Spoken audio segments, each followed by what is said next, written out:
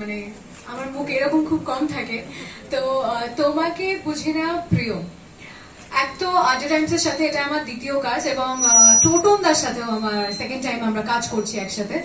অর্জুন দার সাথেও টেকনিক্যালি কিন্তু তাই। এর আগে আমরা ছোট্ট একটা কাজ করেছিলাম, জুটি হিসেবে আমরা প্রথমবার কাজ করলাম। এবং এই যে গল্পটা প্রচন্ড রিলেটেবল একটা স্টোরি, যেটা প্রত্যেকের জীবনে হয়।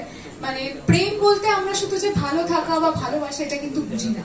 প্রেমে অনেক কিছু থাকে, প্রেমে বিভিন্ন রকমের স্টেজ চলে আসে, বিভিন্ন ওঠা পড়া থাকে, আশেপাশের পরিস্থিতি অনেক রকম ভাবে আমাদের বিভিন্ন ফোর্স করে অনেক কিছু করার জন্য।